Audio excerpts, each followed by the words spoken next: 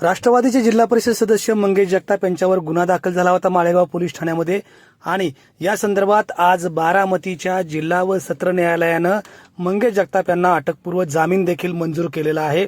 या प्रकरणी बरीच चर्चा जिल्ह्याभरात सुरू होती, मात्र आज बारामतीच्या जिल्हा व सत्र न्यायालयामध्ये मात्र मंगेश जगताप यांना अटकपूर्व जामीन मंजूर करण्यात आला आहे। या संदर्भात त्यांच्या वकिलांनी बारामतीच्या न्यायालयासमोर माहिती दिली। आज या ठिकाणी मंगेश जगताप यांना बारामती सत्र न्यायालय यांनी अंतरिम जामीन मंजूर केलेला आहे। याच्यामध्ये त्यांच्यावरती सेक्शन 69 प्रमाणे भारतीय न्याय संहिता याच्यावरती लग्नाचा आमिष दाखवून बलात्कार केल्यासंदर्भामध्ये पीडितेने तक्रार केली होती। त्या संदर्भामध्ये आम्ही माझे सहकारी ॲडव्होकेट सागर कवडे सर आणि अमित काटे सर यांच्या मार्फत आम्ही या ठिकाणी अटकपूर्व जामीन दाखल केलेला होता।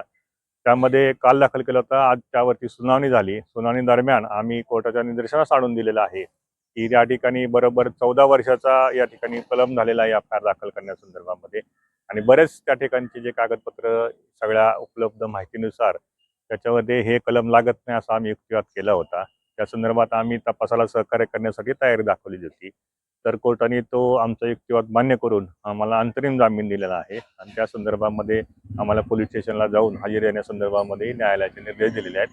तर या संदर्भामध्ये आम्ही आता पोलीस स्टेशनला जाऊन आरोपी संदर्भामध्ये आम्ही जे काही ऐकून याची माहिती आहे ते देखील देणार आहोत आणि याच्यावरती जे काही फायनल आर्ग्युमेंट होईल त्या संदर्भामध्ये त्या आणखीन फायनल रिझल्ट येण्यासंदर्भामध्ये बाकी आहे।